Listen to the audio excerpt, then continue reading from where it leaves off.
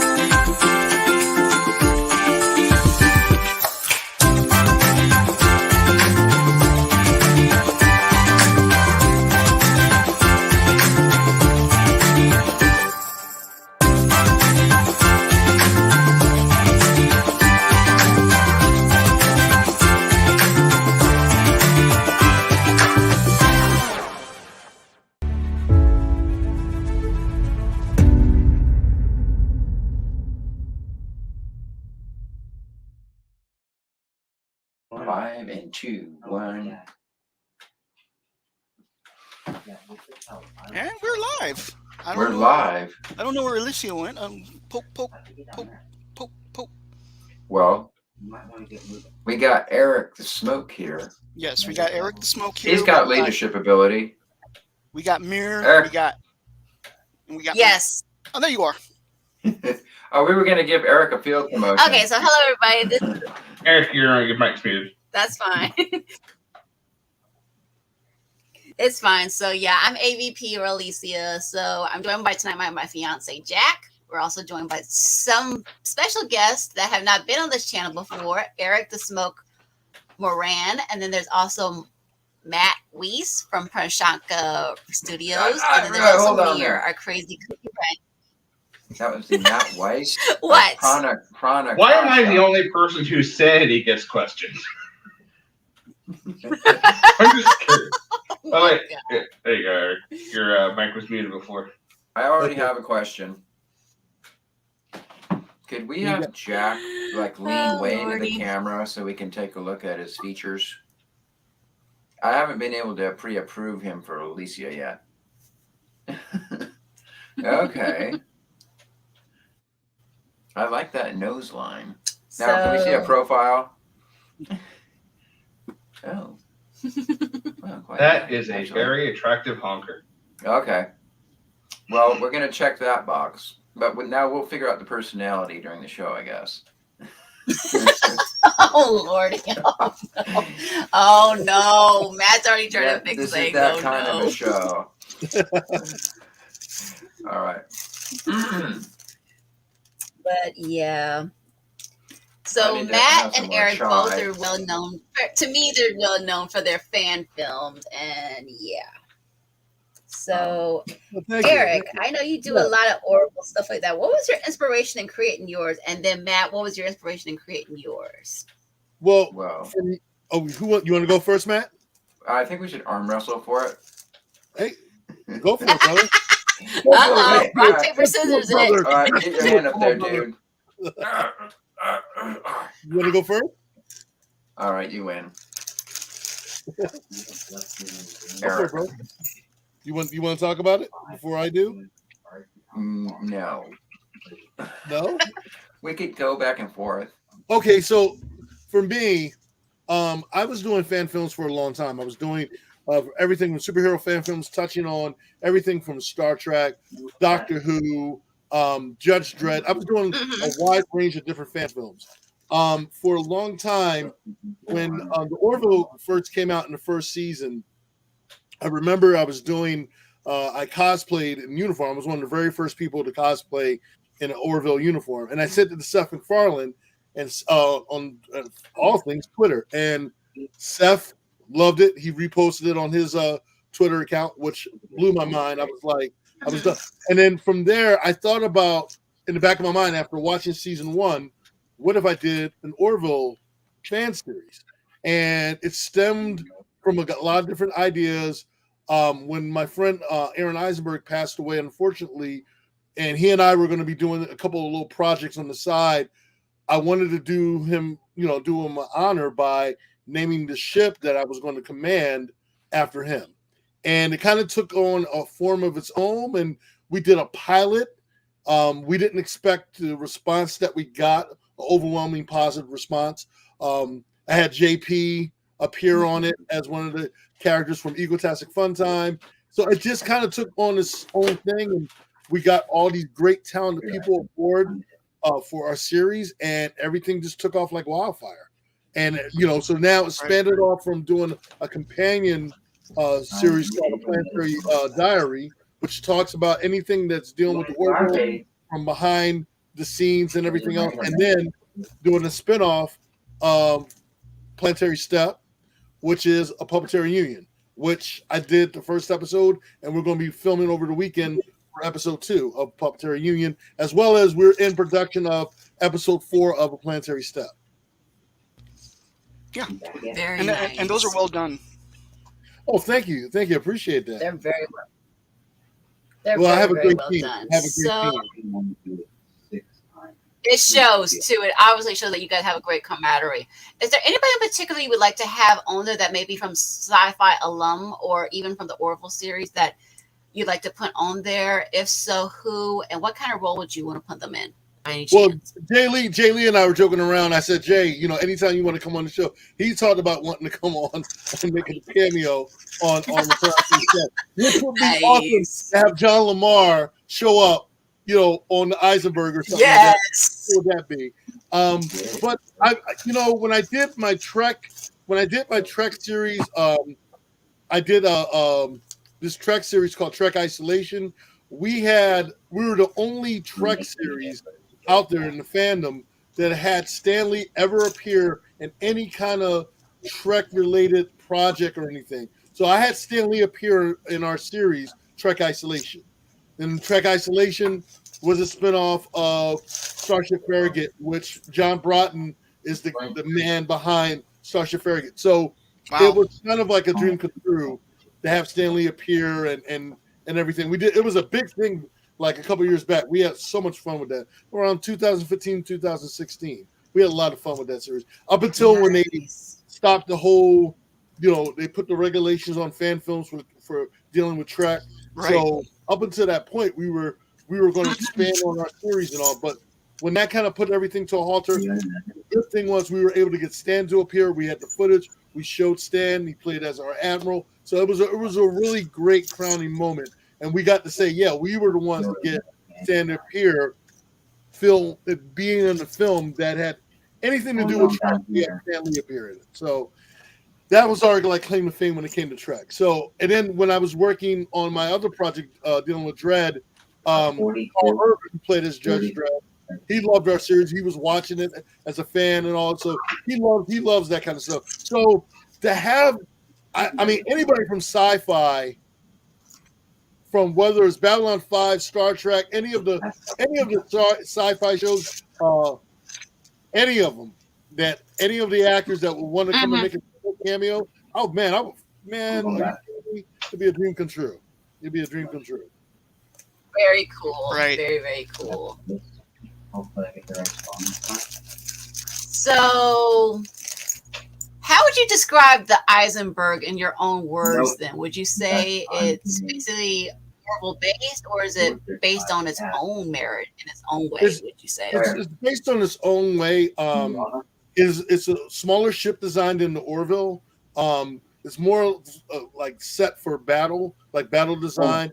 Easier, more movable than the standard Orville. In fact, our visual effects designer Jace from Knockout Studios did a whole thing about that on an episode of Planetary Diary, where he talks about the design of the Eisenberg. Very cool. Very, very cool.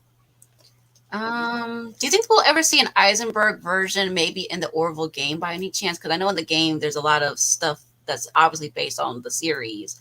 So do you think we'll ever see the Eisenberg by any chance maybe in the Orville game that was created by Messy Desk? Or do you think I would love, altogether?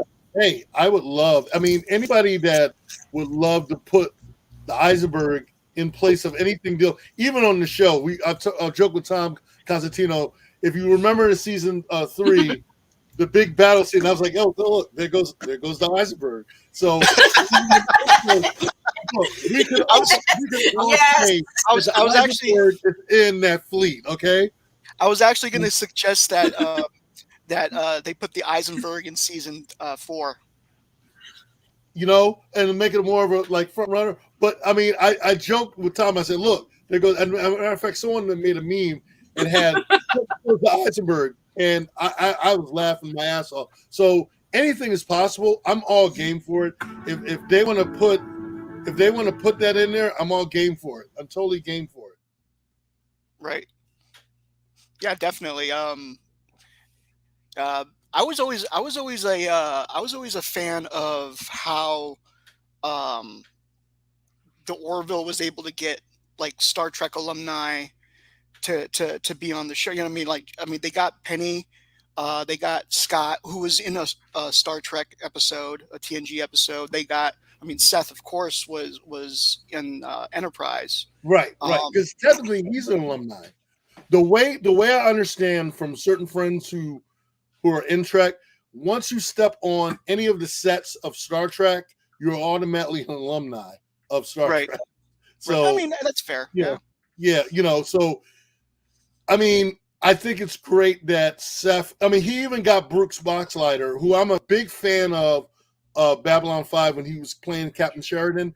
The fact that we got him to play as the president of the Union, I thought it was awesome to see him appear in it. So I love the fact that Seth was able to do that and be able to bring back these great actors from Trek and all. It's funny too because I recently did a movie. I'm in a movie that's coming out next year where I worked with some of the Star Trek alum, including Nichelle Nichols. That was, matter of fact, nice. So yeah, it's Surge of Power Where There's Smoke. That's coming out in 2023, and yeah, so I got a chance to work with a lot of Star Trek alums. So for me, it's surreal to be able to say, yeah, you know, I know what that's like. You know what I mean?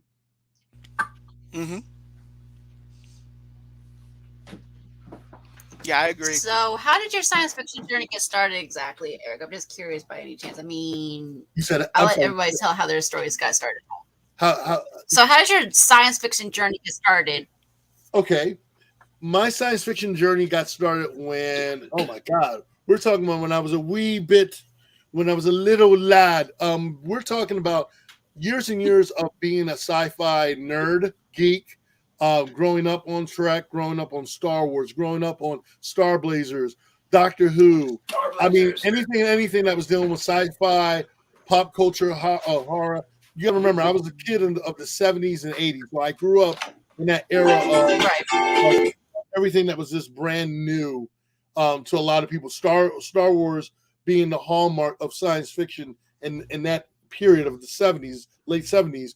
Everyone wanted to be like Star Wars, and Star Trek was this competitor. And so I never looked at it as, well, apples and oranges. It was just, to me, a great cohesive series, both on Star Trek's front and on Star Wars front. So I was a fan of both. So as time went on, I mean, just growing up around it, it was a part of who I was. It was part of my personality. To be able to, I mean, many years later, to be able to put together, get a great group of people together and film something on film because of my love for Trek and my love for Star Wars. Like, that's the only thing I haven't touched on yet, is doing a Star Wars fan film, which I am working towards eventually. I have some things in mind that I'm going to be doing in the future. But as far as where Trek is concerned, Trek, I never thought I would be on the sets of the original design sets and be able to actually, I mean, it brought me to tears because I'm on the sets of the original Enterprise, and I was totally just floored. And we're filming it all. And then I actually own one of the original, not original, but I own a Captain Kirk era captain's chair. I literally captain's chair lights up, which is in my living room. So I'm like, have a captain's chair? Have a captain's chair. Yep. Oh, dude. I have to take Very a picture. cool. I have to send you a Could I picture. borrow that from you sometime? Yes. I wanted to ask Matt what he just held up. That's always good idea. Okay, so this is Argo. Eric. The Argo. No, The Yamato. Oh. yeah, Well, it's the back in Yamato. the day, That's from Star Blazers. yeah. Well, back in the day, they called it the Argo in the English version, but Oh. in Japanese, they called it the Yamato. Yamato. In fact- Oh, okay. in fact, I have a model. Oh. I have a model of the Yamato in my glass case. Nice. Oh, cool. Yeah. Yeah, it has the sound effects and the whole. I'm a big Star Blazers fan. Yeah, so the deal with Star Blazers is they took a World War II battleship and they turned it into a spaceship, and that's what the Yamato was. That's what it looked like. Looked nice. Yeah, that's cool. So Very before cool. I forget, Very Eric, I had an idea. So when you get Jay Lee on your show, what you ought to do is have him be on the show himself, but also be like a puppet master, where like he's got a puppet in his hand. Oh. And try and get him to talk to his puppet and have the puppet talk back to him and stuff like that. You're gonna turn him into Mr. Garrison there. Oh my god! That'd be cool. Boom! Oh my god! Yeah, Jay's ultimate awesome. paradox. He's an awesome cat. Yes, I he really- is. I Yeah, really he'd like probably him. do. He'd probably do it really well. Oh my god, would he? Or have I his love it puppet, with all his have his energy. version of his puppet make an appearance on Puppeteer Union, which would be just as even funnier. Ooh. Yeah. You know, You go, Yeah, or Say, maybe yeah. have his puppet play the Ooh, piano too. Okay. boom, you know. Okay. Then what you should do is somehow work it out where you can do part of your show in his trailer. Have you seen? He had he's in his trailer yeah. thing on Nice. his YouTube Yeah. channel. In my trailer. Yeah, Yeah. in my trailer. With Eric the Smoke Moran. Boom! There you Yeah. go. Did you ever can see do- his oh, Two God. Black Dudes show? No, Oh, you I know what love- he I did? love- Him and I'm at best. It's pretty good. Do you That was a remember? good one. That was Yeah, because Okay, I joked with Jay. I said, Jay, you're looking for actors to be on it, man. I'll make an appearance on it. He was like, he's like, yo, Smoke, I'm gonna have to take you up on it. So you never know. I might have to fly out to LA and appear on Two Black Dudes. There you go. nice. Yeah. Okay, here's another idea. So you remember when Eddie Murphy did a takeoff on Mr. Rogers? On Yep. Saturday Night That was Live? Mr. Robinson's neighborhood. Yeah. You could have Jay Lee do that, Yeah. except you knock on his trailer door and then he does the Mr. Robert or whatever. Who is it? Yeah. I can picture him doing that too. I totally Yes, it's a picture him beautiful boy. day of the Orville. It's one hell of a day in the neighborhood. All these things are possible. You can get Seth to sing the theme song. You know what? He would. He probably play the piano for that too. Well, you know what? Jay Lee to do the piano. Pro- Yeah, Jay would Yeah. play the piano. Or Yeah. have Scott sing the theme song. Yeah. Oh, he would turn it up. He would turn it up. Oh, We God. got this. We totally got this. Okay. Wow. I forgot where you live, Eric. I'm in Philadelphia. Philadelphia. Okay. Mm-hmm. How close is you're that you're on to the Yeah, West Atlanta? you're Coast, north right? of me. You're on the West Coast, right, Matt? Yeah, I'm in Seattle. Yeah. Okay. So like now there's like these Star Trek sets all over the place now. That there's one in Georgia that's kind of near you, right? That's the one we filmed when we filmed Trek Isolation and Okay. Starship Surrogate. Yeah, that's those are the sets with John Broughton and his crew working with him, and like I said again, that was a great experience. Right. Great. Now they call it Neutral Zone. Mhm. And a guy named Ray owns it. Yeah. Yeah, I actually interviewed him on Pranakasha Productions a couple weeks Okay. ago, and we walked through the whole set. It was really kind of fun. Nice. Yeah. That's cool. Well, you're also talking about the Eisenberg. I was just at Star Trek Las Vegas, Mhm. and all the Seventh Rule folks were over there. Yeah. Like Sirach and Ryan. Melissa and Right. Ryan and the whole gang, and even Muhammad was there for a day or so. Okay. Yeah. It was fun. Yeah. I've been on their show, their podcast show. Especially when Aaron was alive, and we had a lot of fun. I still got the pictures from that. We had a lot of fun. Yeah. We were like right up until before he passed, we were going to be doing a live here in we had a show called Great Philadelphia Comic Con. We were going to have a live podcast for Seventh Rule and have Aaron cool. doing interviews and all. Yeah, we were working that out because Aaron was going to be a guest, and we were plotting it out. Like we had started talking about it in the early stages and all.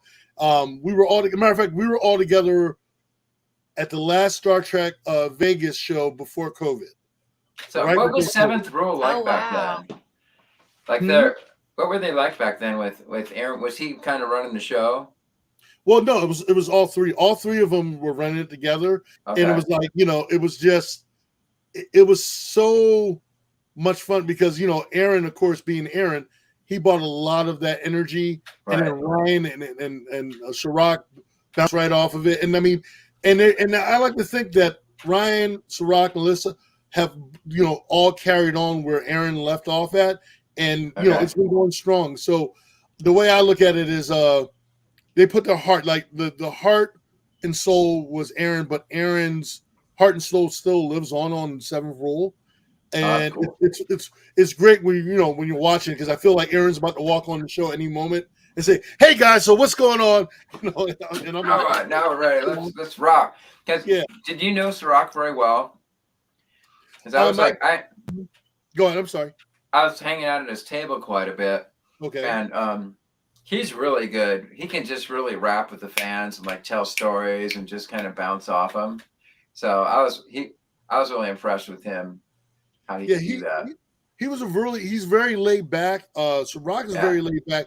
On the couple times that I got a chance to like talk with him and everything, because I met him some years back when I was hanging out with Avery, because I knew Avery. Like, I was Okay, friends with Avery, so I was hanging out Oh. with him. So I knew Sirach that before. would be Avery Brooks. Yes. So I was hanging out with Captain. Sirach and them when we did a show here in Philly. So I met Sirach before they started doing Seventh Rule. Like I knew Aaron. I even knew Aaron prior, before Seventh Rule. Like I was friends with Aaron years prior to that. So when I met Sirach, it was during the time him and Avery were doing an appearance together in Philadelphia, and so we were all joking around and stuff like that. And matter of fact, and it was during the time when I was engaged to my now wife, and it was funny because This story. we were all and I was we were all having chit chat and all, and it was just, to me, Sirach is just a real cool cat, very laid He back, is. very like yeah. So Did you know? Mhm. Did you know he went to a Jewish school? Did you know that? no, Yeah, and when he told me that, he was like he said he was like one of 2 black kids in the entire school, and it was a Jewish school, I think in New York City or something. Wow. oh wow, And then the moment he said that, I was like, you know what? I can kind of hear that accent in you now. And he's got that kind of wry sense of humor. yeah. So once I found that out, I was like, that's where this is coming from. So it's funny with him. Like I don't see him, like when you're messing with him, he just kind of does these little sort of smirks. You can tell he's really entertained, but he just gets a twinkle in his eye and just a little slight smirk. He's a cool guy. He's very, like I said, very cool, very like he's the opposite where Aaron is very lively, energetic. Like Sirach is a little bit reserved, and he still has a great sense of humor and everything else. So with the both of them, they just had and then you got Ryan added to the mix. It's like a nice flow. It's a nice real flow. So I love the chemistry they have on the Seventh Rule. Yeah, we had at Star Trek Las Vegas. It was insane this year, and like there was so much stuff going on in the vendor room. Mm-hmm. Like at one point, I was at Sirach's table, and this friend of mine that I just met like a half hour before that was like the whole time he was driving around in one of those scooter things, because he was old. He was quite old, and he was on pain meds, and I thought he couldn't walk, and then I was like, okay, I'll buy. You should get a selfie with Sirach, and he goes, well, we don't have any money, so forget it. I'll just pay for it. So Sirach's like, okay, come on up behind the table. Let's do the selfie. And then the guy stands up, and it was like the first time I saw him stand the whole time, and I'm like, oh my God, it's a miracle. You healed him. And then I was like, you just got the Holy Spirit in you, Sirach. And then I knelt down on the ground and I was like touching his feet. And he was like, what the hell is this guy doing? And I was like, oh man. But there was all kinds of crazy stuff like that going on. I can only imagine. But yeah.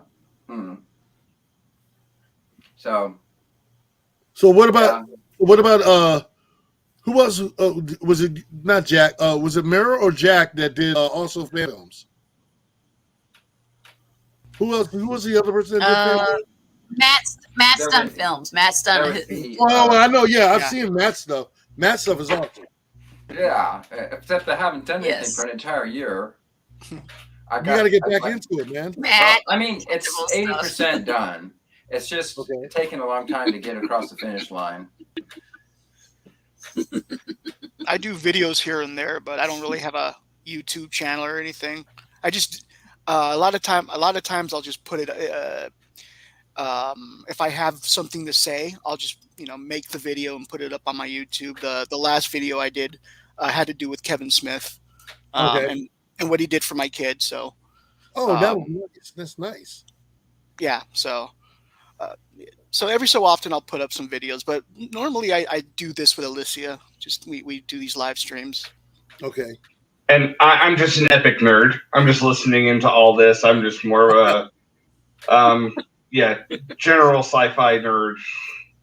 Okay, so now that living the life, I'm the residential nerd. I want you to explain what we're seeing. We're seeing a silhouette of it looks like a human and some kind of alien. That's a xenomorph. You can tell Matt's she's giving him a kiss. The He's only right way she knows how. Is that from what show is that from? It's not from any show. It's just a meme. Oh, really? Okay. Wow. So it's not. That is you're like, not. the That's not the mouth coming out the back of his head. So. Oh, so that's not like Alien from the Alien movie, is it? Yeah. Oh, it is. You're kissing it. It's not from the movie per se. It's just a meme of Xenomorph giving him a lovely kiss. Oh, living dangerously. That's right. She's romantic. Okay. Well, be sure to wear protection. You don't want any xenomorph DNA in your stomach. That wouldn't be good. Yeah, you don't have like Tala and Lamar. So, I only have one awesome and absolutely epic Star Trek story to tell. All right, let's hear it. And so, I was maybe about 13 years old. I went up to Atlanta to go to a Star Trek The Next Generation, before they were called cons. I was it was like 1990, so TNG was right in the middle of its initial run. And the day that I get up there, I was going down a flight of stairs and I completely shattered my left ankle. Going down a flight of stairs. And I thought I was fine. And then by the time I got back to my hotel room, my foot had ballooned up to the size of a football. Oh. But the coolest thing, I was all upset because I'm not going to make it to the convention. I'm not going to walk around and see what's going on. But holy shit, Patrick Stewart himself walks into my room and says hello. Wow. You see my foot all put up on ice. Somebody told him that I would really want to meet him and all this.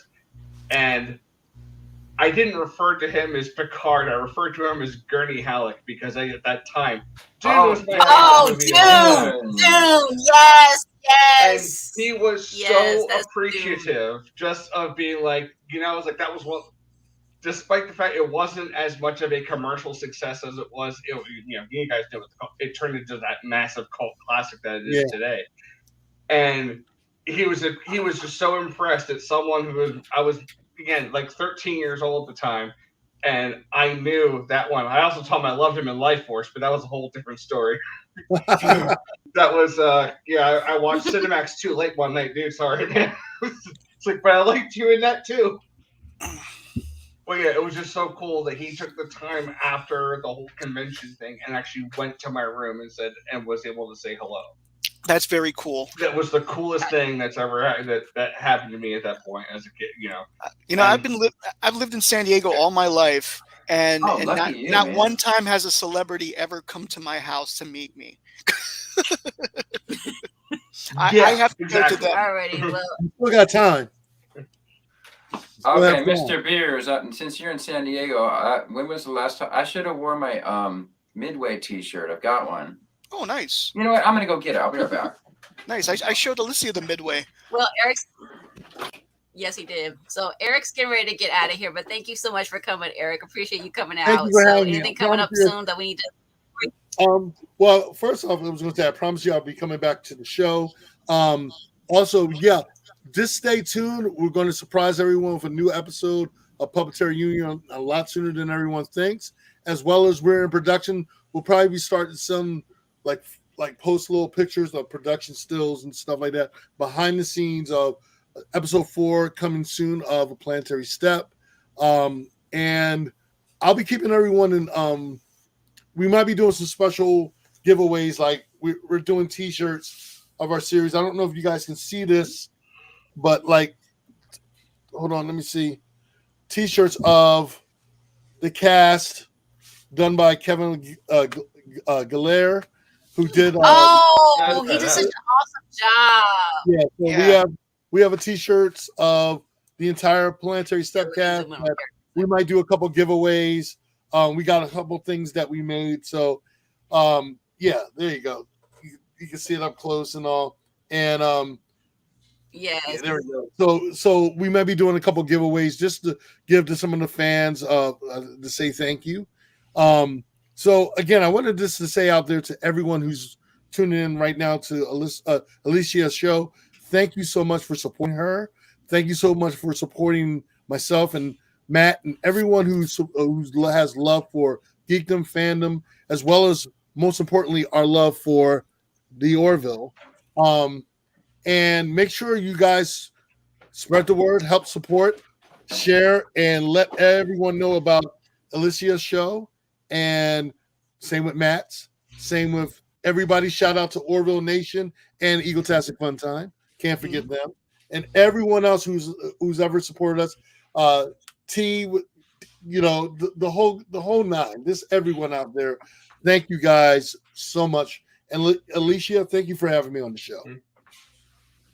That's awesome. And Eric, thank you so much for doing what you do. I agree. For giving all of us nerds, giving us additional content to watch. It's, for a lot of people, it's a dream of ours to do, but for you, it's a reality. And we are so damn appreciative of it. And thank you so much. And I'll let you guys know also when Surge of Power, Where There's Smoke, which is featuring one of the last appearances of Nichelle Nichols, including some great Star Trek alum that will be appearing in the film.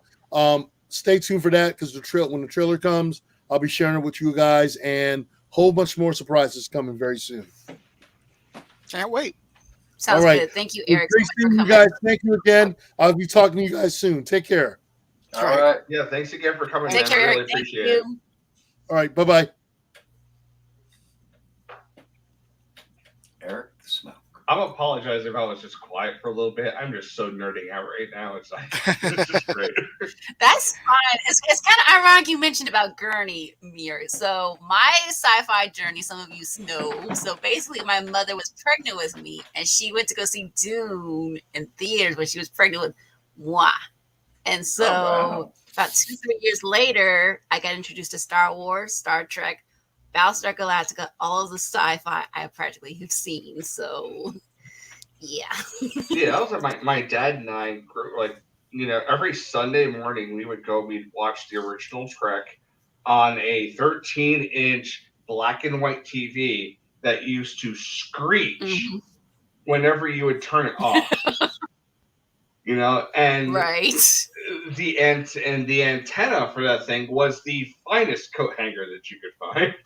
And it was just but still, it's like there was nothing like Trek in black and white. It was just fantastic. True. We kept the TV for like 30 years. We only got rid of it maybe like 10 years ago. Nice. That's wild. Hey, Well, that was, was amazing. BSG, of course. Probably that was another huge one. We're watching all the Star Wars ripoffs, like Ice Pirates, and Right. man, yeah, there's just some really, really great sci-fi movies, man.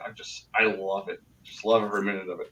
Now, which Battlestar Galactica are you talking about? The original or the reboot? Original 1978. That's I that one. actually did not watch the reboot until about 2017. Oh wow, okay. I usually like to it takes me a long time to actually get around to watching shows because I don't like the whole concept of waiting every single week for a new episode. I just want to binge watch the whole series from start to finish.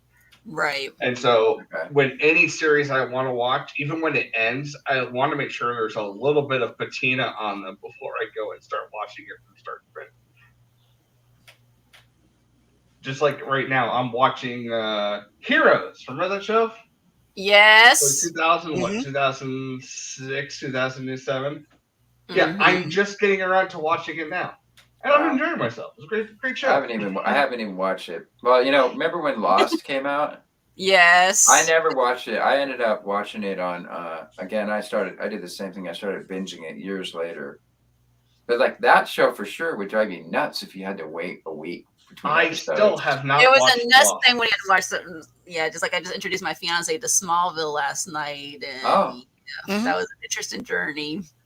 Rewatching that one I didn't start watching until 2011. I actually started with Gotham, and halfway through Gotham, like in the middle of season 3, I dipped out. It wasn't really good.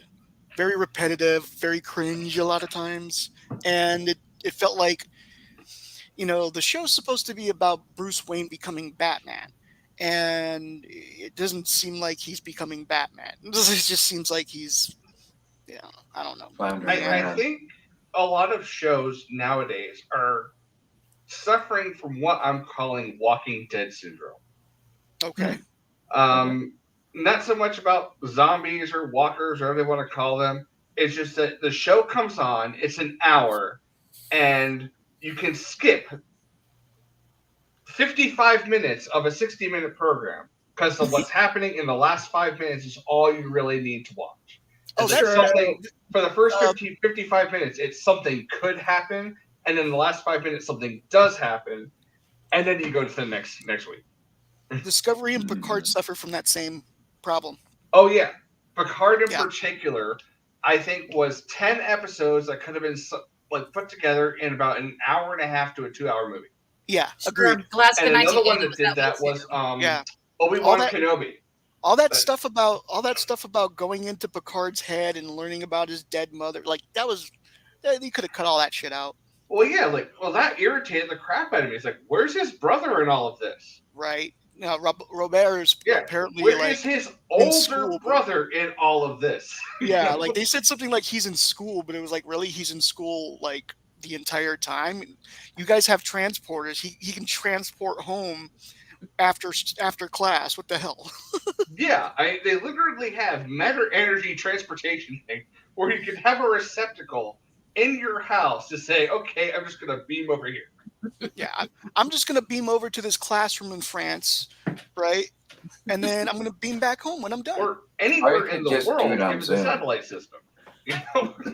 Or just think and go.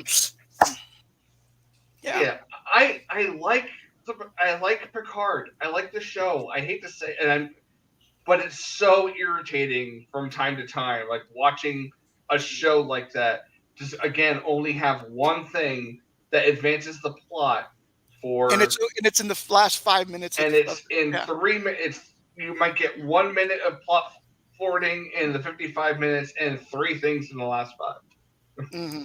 Well said, Chloe. That is why Orville is so refreshing. Yes. Yeah, Orville doesn't do that. Like Orville is actually has captivating storytelling that You know, like even if you don't, even if it's not the best episode, it still interests you. Yes. You know what I mean? I'm going to go a step further on that. Yes. Do you know what the Orville is that no other sci-fi series is right now? Happy. Yeah. Optimistic. Yeah. Gives you a sense of hope. You're in the middle of World War 8000, and you know, at the beginning of the series, and even then, there's happy moments in the episode, but you're in the middle of war. It's still upbeat. They did that in the Dominion War too. They had all the Fontaine concert and stuff like that. Vic Fontaine. In the middle of all that, because I mean, like if you had just straight up war the entire time, like we're having in Discovering Picard, then like it doesn't. Well, it depresses the audience. So yeah, you gotta have that. You gotta have that happy episode in there, and I think the Orville did that very well, especially at the end of the season 3. Yeah, I think it's like, you know, and even with all these other shows, it doesn't matter what it is. It could be The Walking Dead. It could be this. Where is the upbeat vision of the future? If the future is what you make it, and everybody is always so serious and so just pessimistic all the time, you know, that rubs off eventually. It doesn't feel like you're escaping reality. You just say, look, this isn't an escape from reality. This is just reality 2.0, so to speak. And even to go from a fourth wall perspective, the one thing that we need right now with everything else happening in the world is something to just escape from without being sucked into what's going on in the content. Exactly. I mean, I remember when Star Trek was an escape for me. Yes. And then suddenly it's a totally different thing now. It's very hard for a show to be an escapist show when like the person who's currently running for governor of Georgia guest stars as the president of Earth. Oh God. You know that I don't want to be rude, but the only thing that taught me is that she's not going to be president for 1,000 years. So I don't mean to be not to be rude or anything. I'm, you know, she's a love. I'm sure she was a great actress in the whole scene, but it's like it took 1,000 years for people to finally convince her to give her a shot. That's funny, and that cracks me up. So, Matt, I'm seeing the lovely Orville model that you have there. Okay, yeah, right here. Yes, I am a huge fan of models. I'm actually giving myself a chance to build the 1/350 scale motion picture Enterprise. Oh, nice. Jack and I have had this conversation before that I'm actually terrified to open the box and actually start working on it, and the fear that I might screw it up, despite the fact that I bought a $400 and something lighting kit to go along with it. Oh wow, cool. Which means, yeah, you have to. I know I do, and I'm actually 2 days. I'm in my mid-40s. I'm going back to school full time. I'm actually out of class for a month. That started like on Tuesday, and this particular quarter I was taking 21 credit hours. So I was like, I've got all these things lined up that I wanted to do while I have my break. Cool. And yeah, building the 1/350 Enterprises, along with completing a computer for Alicia, and something else. I can't remember what right now. Well, you know what? Speaking of models, my fan series called Egotastic Trek, we have the Captain Barr's ship and also the Admiral's ship is a TOS version of the Miranda class. Ooh, like that, the one from Wrath of Khan, except it's TOS version. Because I found a guy who made a rendering of it, and it was just a still shot, and I really liked it. And I was like, dude, can you ever do like a CGI, some animated up stuff of it? And he never did. So I just basically took that still shot.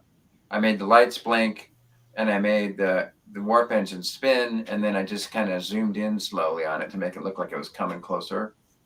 But then just this week, I found a guy on Facebook who has a really nice model of a TOS Miranda class ship.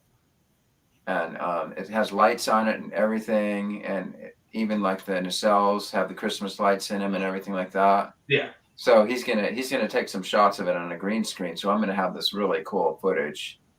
Yeah, I am so model. excited about getting this model built, because not only does it do the lighting the system, it does the whole setup from the deflector dish going from amber to blue. Oh, cool. And it even has sound. It's got a soundboard with the sound effects on it from the motion picture sound effects. Yeah, I just watched Wrath of Khan on Sunday. They were having, it was a classic. They have like this classic film Sunday at the theater near my house, and Wrath of Khan was on. Ooh. And I was like, this show came out like in the 80s, 40 years ago. Mm-hmm. Yeah, 82. The special effects still look, actually to me, they look better than the CGI that everybody's doing now. I was watching, this week I actually watched Search for Spock. Oh, yeah, okay. Yep. Again, it's right up there. The special effects, the conventional effects that they do, the model trickery that they put in there it holds up even to this very day. It looks great. Like, I mean, the That's Orville true. was amazing, what they did this season. Yes. But even this season, if you look close, it still has that sort of cartoon kind of effect because it's all CGI. It does, but oh my God, what a drastic improvement. Well, I was talking to Eric Hayden. He's like the VFX supervisor of the Orville. Yes, I know who Eric is. I've interviewed him. Yeah, so we both interviewed him. And anyways, we were talking about that, where he says now they do see everybody uses CGI because for one, it's way less expensive. But the other huge advantage is that once you got your CGI model, you can make it do all these wild maneuvers and stuff that you can never do with a real model and cameras flying around it. Yeah, just So like it was that's with the shuttle That's at true. the beginning of season 3. Yeah. Yeah, so but did you know he also, not only was he on the Orville, he was also on the VFX team for Flyboys. Did you ever watch that movie? No, I have not. It was a He also World did War I Spider-Man movie. too. Yeah. It's well, Flyboys is an He did amazing. Octopus Tentacles and Spider-Man 2. Oh, right. Yeah. Well, like, Flyboys is like, if you watch that, many of the dogfight scenes are CGI, but it looks so good you can't even tell. And That's but he true. did say That's true. but he did show me that for a lot of things that they blew up, they used real models. Like in Flyboys, that scene where they blew up that giant blimp, that was actually a model. It wasn't CGI. But anyway, yeah, so that's really cool that you're into models. Well, I'm starting to get there. Yeah. It actually took me. I bought the model of the Enterprise first, and I realized I don't have anything to like put this model together with. Yeah. So I took another 6 months to buy all the stuff that I needed to do to actually put the model together. And then once I finished that, it's like, oh crap! I start school the next day. I'm like, oh yeah, I've got to focus on school. Since I'm spending thousands upon thousands of dollars to do that, I might as well pay attention to it. This Orville, it's actually pretty small. It's only about 10 inches long, and it comes. Yeah, the Eagle Moss ones. Yeah, I think that's what it is. Is it like a 1/1000 scale? Yes. I don't know all that stuff. Actually, to tell you the truth, this really isn't the Orville. If you look at the hull name and number on it, this is actually the Egotastica. I had a guy custom make that. Ah, nice. Yeah. Nice. Very cool. That's Jake. That's cool. Captain Powell's ship, the Egotastica. Oh, okay. So that's Captain Teddy Bears. I mean, Justin. Yeah, Teddy Bears. It's Teddy Bear's ship. Yeah. Yes, JP, folks. In case you didn't know, JP. Yeah, That's JP. you got to watch my show to get that reference. Yeah. Yes, you do. Yes, Chloe. I know it's going to look amazing. I'm just again very nervous about getting this. I'm really, really nervous about getting the whole ship going.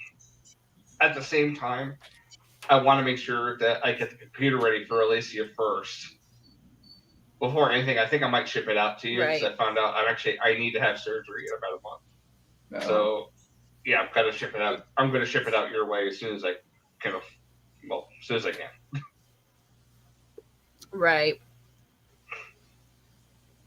Gotcha.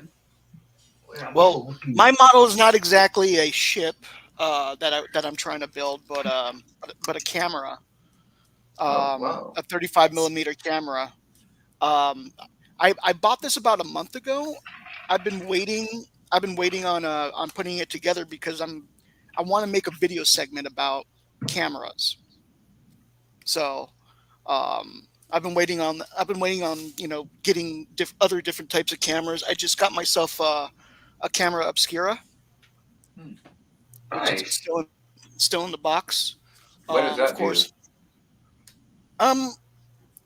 It's gonna be a while. I gotta buy a few more things because what I want to do is I want to take different styles of pictures that were made throughout history. Like they had the daguerreotypes with the glass. They had tintypes. I happen to have a tintype of me. Oh, cool. But I like it's so simple to do because a camera is nothing but an empty box with a little hole to allow light in. I mean, that's all it really is, and it just trips me out how simple. Because once you get to these these digital cameras, it's all circuitry and stuff like that. But still, in the end, it's still just a box, right? With a hole that lets light in. Right. Instead of having film, it just has a CCD in the back of it. Exactly. Yeah. Exactly. Yeah. So what I'm excited about with the camera obscura is that it comes with a lot of photo paper, so I could put the photo paper. I have to do it in the dark, but I put the photo paper in the back of the box, and then I pose it however I need to pose it. I take the picture, expose it for a few seconds, and then develop it. Wow. Yep. I have my dad's old 35 millimeter camera from like 1998. Nice. So it was right on the verge of where things started to go digital, but it's still a 35 millimeter film camera. Mm-hmm. And it takes some of the best pictures I've ever seen. And I absolutely love going out there and being able to manually focus everything in, and put some black and white film in there and actually go and develop it yourself. Right. Mm-hmm. And that's actually something I'm looking forward to, is actually developing it myself. Mm-hmm. Because, when I was a kid and we used to do the 35 millimeter thing, we would just take it to Kmart or Walmart, and then they would process it. And then it wasn't even around until like the early 2000s or whatever when they started giving you the option to have digital copies. Yep. So, and then even back then, those digital the quality wasn't the best. So, and it's awesome just to realize that all of the photographic history that we have had in the last 140 years or so, now like almost 200 years, is all because of chemistry. Yep, all because of chemistry. Mm-hmm. And it's I mean, it had been known, like the camera obscura effect, that had been known since ancient times. Mm-hmm. But it wasn't until the early 1800s, about 1830s, when they figured out, hey, these photosensitive chemicals could be used to capture images on a camera obscura. Yeah, I just find that fascinating. I don't know. That's wild. So that type of camera, does it actually have a lens, or is it just got a hole in it? No, this is a pinhole This one is a pinhole. The constructor kit I have does have a lens. This is going to be a 35 millimeter camera. Okay. And I'm waiting on. I need to buy some chemicals. Basically, that's basically what I'm waiting on before I really get into it. And I need to find tin, little pieces of tin. So That's cool. like I got to figure out where to buy a bunch of tin squares. I'm sure you'd be able to find that on Amazon. If not, what's the other one? The eBay. eBay. This is all the film I bought for the 35 millimeter. So you can still get film, or you have to buy it used now? Is that how it works, or? no, I bought it online.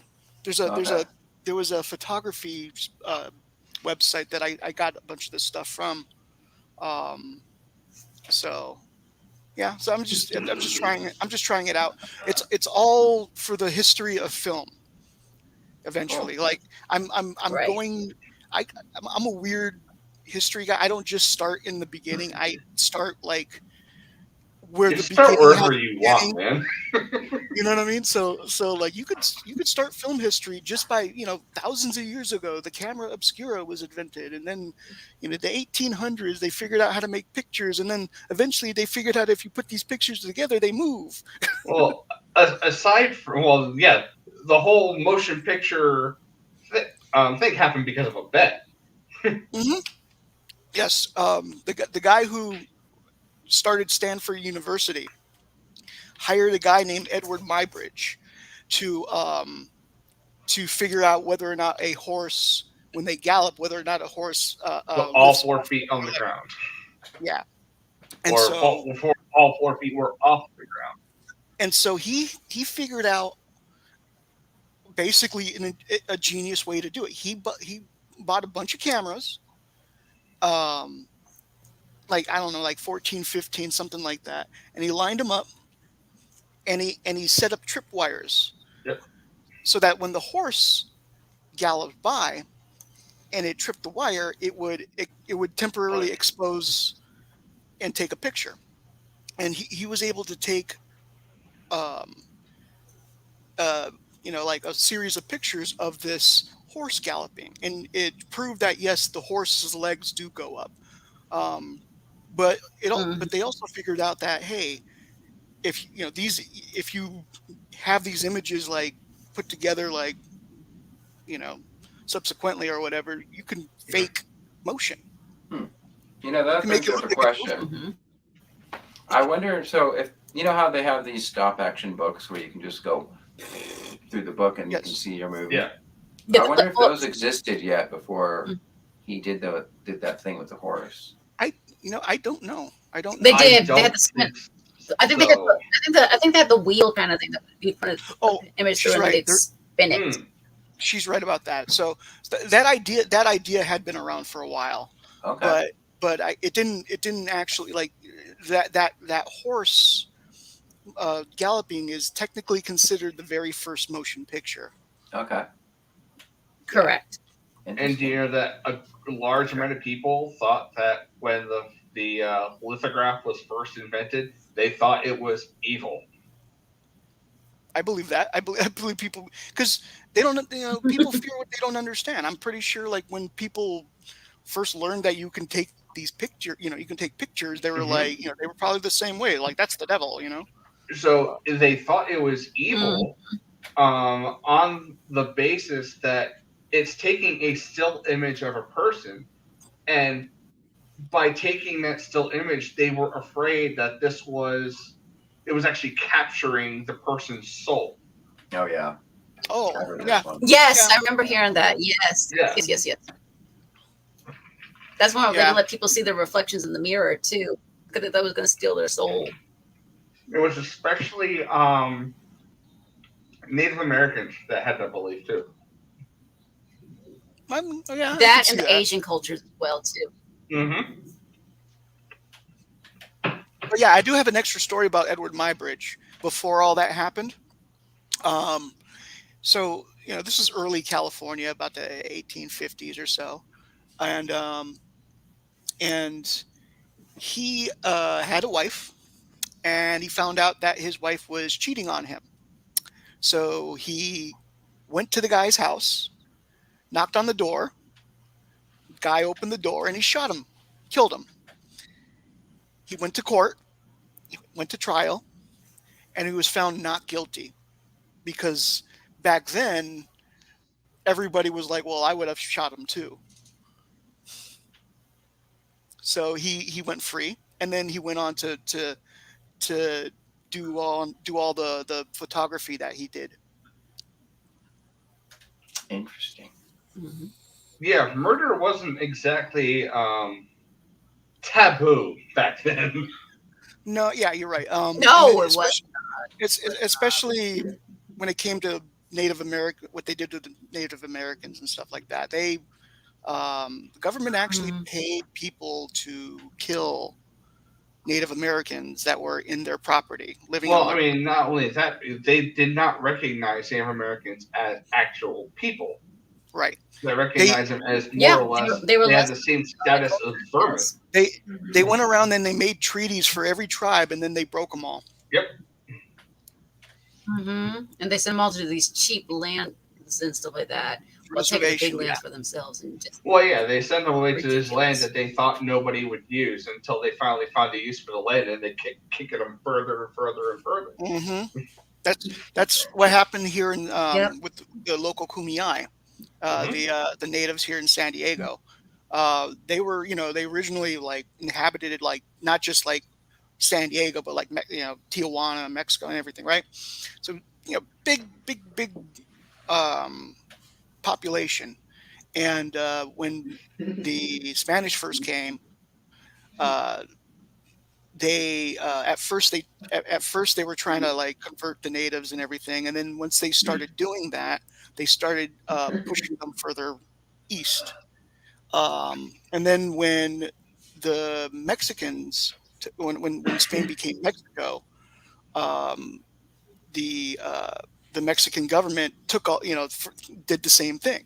They took a bunch of land that was supposed to be for the Native Americans, and they sold it to their friends, their family members, and whatnot. And so eventually, where there was one tribe that was taken up, and finally, like we get to I would say the early 1900s, about 1930s or so. This one tribe, well, the government wanted that land because they wanted to build a dam there, like a reservoir, and so they gave them some money, and they were like, you can buy, if you want to buy land or some other property further east, you can, or whatever, right? But they couldn't. There was two areas they couldn't decide which land to buy, and they didn't have enough money to buy both. But eventually, they made a deal with the landowners, and they were able to buy both properties. And so they became two distinct bands of the same tribe, the Baronas and the Viejas. And I used to work for Viejas, their casino, back in the early 2000s, like the mid 2000s, and so they are still pissed. Wow. Mm-hmm. Anyway, sorry to bring it down. Yeah. It's good, man. Whatever happened to the Orville? Speaking of casinos, did you always watch Orville from season 1, or did you tune in late to the game, so to speak?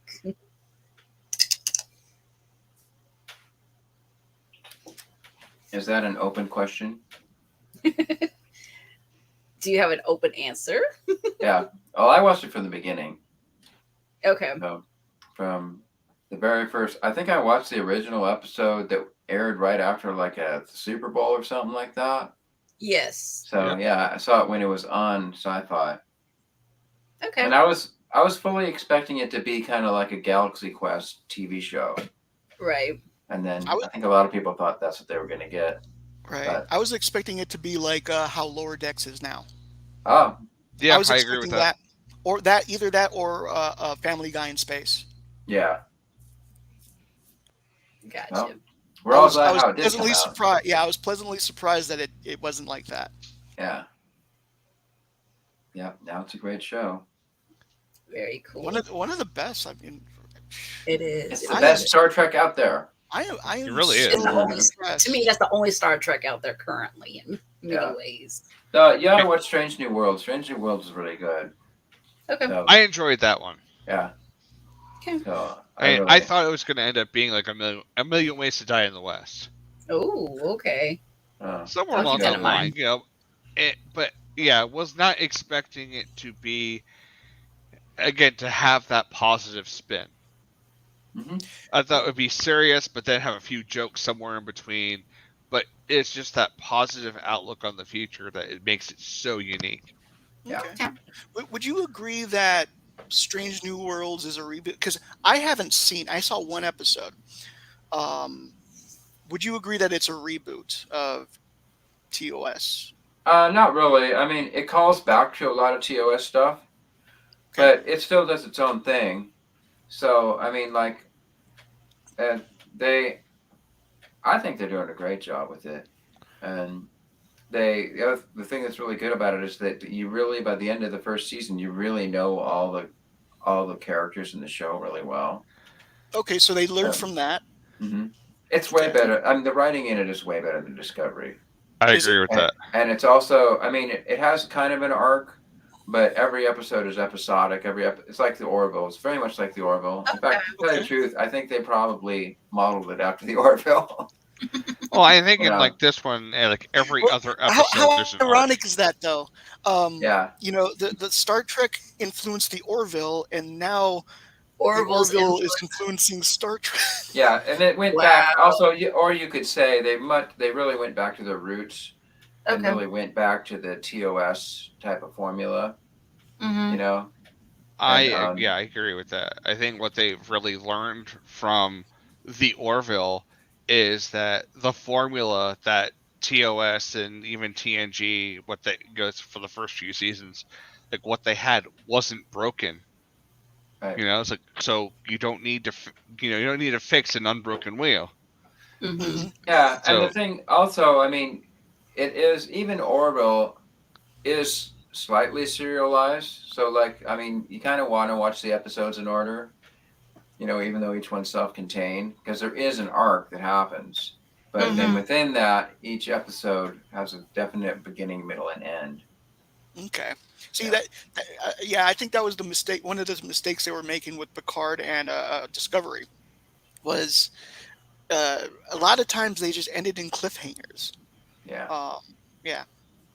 So, yeah, I agree. I mean, as I said, I haven't seen it. I'm not really interested in anything new Star Trek ever Yeah, since. you should watch it. You should watch it because, in my opinion, it's the best Star Trek since TOS. Yeah, I agree with that.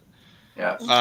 One They thing really knocked it out of the park. I think Discovery is the theme of Discovery is how is Michael Burnham going to save the day this week? Right. Right. Yeah, and that's unfortunate. That gets especially when you have such a. It is. I mean, you don't want to make Yeah. one single person the main focus. It's just no. She's not Superman. Don't make her a Superman when she's No, not. I mean Superman. even looking back to Don't like do that. to TOS, looking to even TNG to DS9, any of these is that it's not one person; it's a fully functioning crew, No, it and never was. someone figures out something along the way to get the power up and win the game. But every time Exactly. it's just it's always the same person doing save me Mikey Spock for next thing you know. First they doubt Yeah. her, and then they need her. Yeah. Yeah. Yeah. And then work a little bit of tears in there along the way too. Don't forget that. I mean, Yeah. so like the first season, I think the first 2 seasons she was so wooden, right? Her acting was, and I think they were like, okay, we're gonna fix that, and they went like completely the opposite way, and they made her way like the because by the third season they even have a scene in the the first season of the third episode. Sorry, the first episode of the third season. They even have where she like inhales something and gets high. Oh yeah, I remember that. And makes a bunch of funny faces and says a bunch of weird stuff like "I saved all the things." Yeah.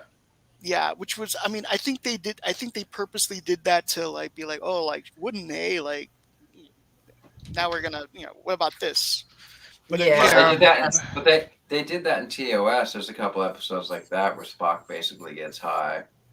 Yeah. I saw some of those. And he goes way out of character. Yeah, a couple times, or with Chekhov, or I just wish they wouldn't use that as an excuse to make, current Spock as emotional as he is.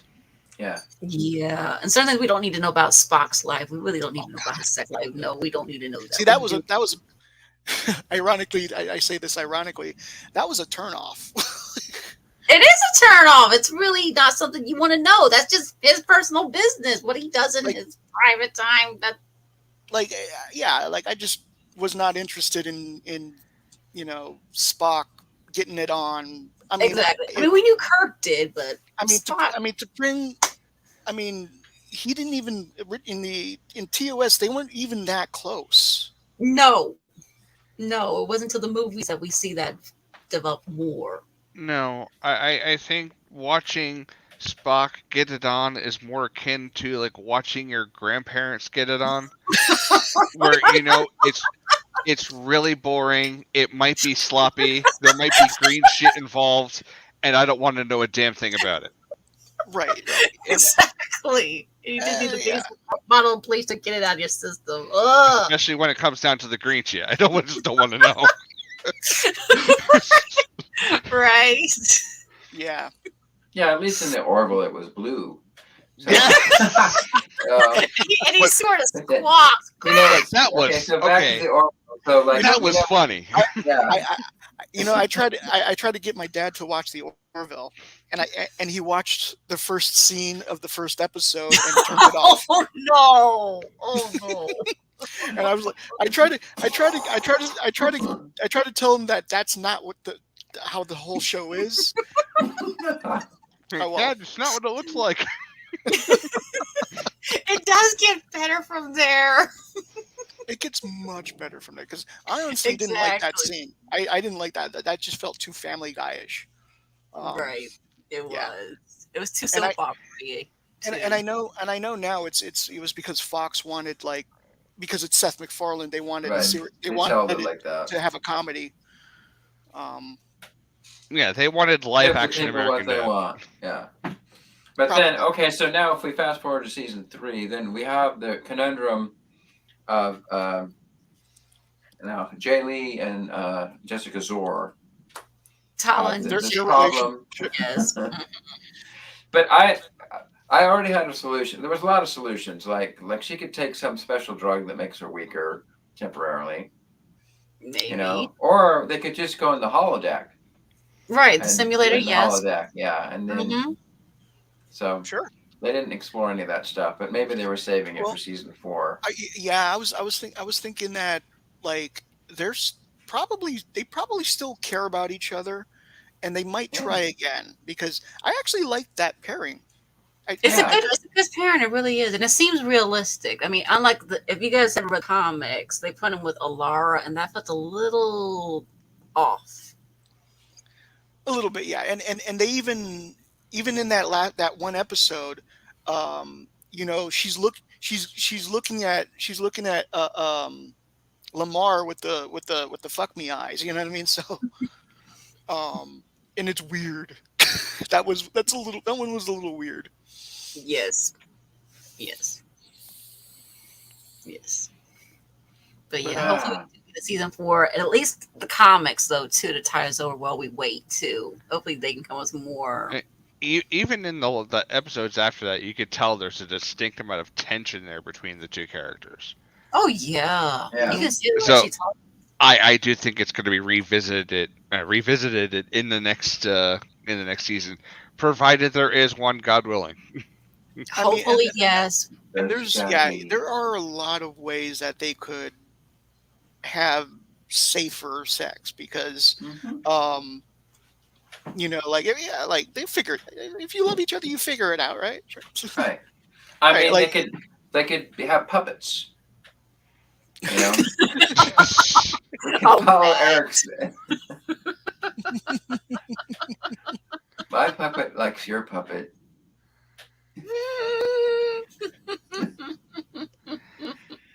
I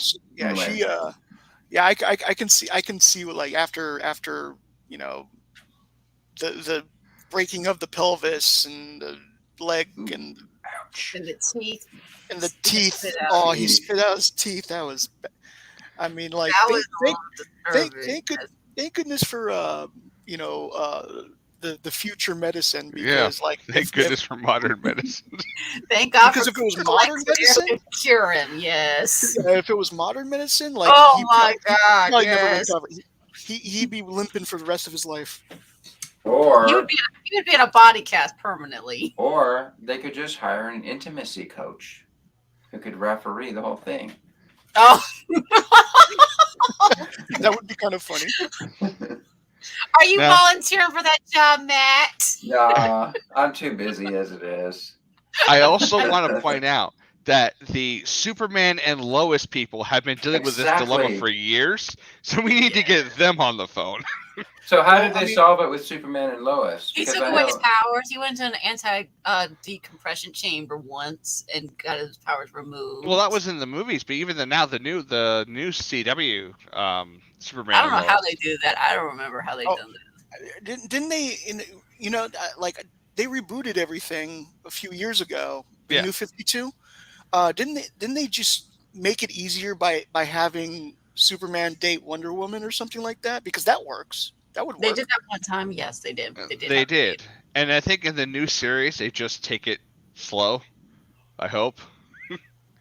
I mean, Clark knows his own strength, right? You just take a kryptonite pill, you know? Yeah, I hope he does. And then it wears off Especially if after he's 12 married hours, to whatever. I guess so, but then what happens like 20, 30 years down the line? It'd be like, sorry, Clark, you got kryptonite colorectal cancer. Yeah. You know? Well, I'm just saying, all that radiation, it's gonna build up after a while. Damn you, Lex Luthor! Yeah, sorry, I'm a logistics guy. Okay, so but there's options. There's solutions to these problems. Yes, just don't give him don't give him a meter right. I think it just comes down to like be gentle. You know? I think so. In the end, I think because maybe she's a little wild, and maybe she just needs to calm down. Maybe. Which I don't know. That sounds terrible coming out. Yeah. It didn't sound very good. I mean, it's one thing to go at it with a certain passion. You know, who doesn't like a good passionate whatever? You know, but at the same time, you know, you don't want to like dislodge the guy's pelvis from his spine. Well, I think they tried that. I think that's what was going on with him. So she was trying to be gentle, but then they get too excited, and that's when he would get injured. Right. I think that's what happened. Yeah. Because from what I remember, like it starts when they're like both under the covers, and they're just like moving under the covers like crazy. I mean, I know what they were, you know, like that must have been really fun to act out. You know what I mean? like and action. You know they're not actually making out, but you're just kind of making weird. I think something's going to happen to Lamar where he actually gets some kind of enhanced strength. Oh. That'd be nice. That would be really nice. In all seriousness, that would be really because nice. they don't want to have an Elorian like not in that position. Yeah. It might be. Or he could wear an exoskeleton or something. That might be possible. All right, gang. Well, now I got to drop off soon. It's almost 6 o'clock. All right. Well, thank you so much for coming, Matt. That's how we wrap it up. Matt, it's really nice to meet you, man. Renew the Orville. Yes, renew the Amen. Orville. Indeed. The Orville season 4.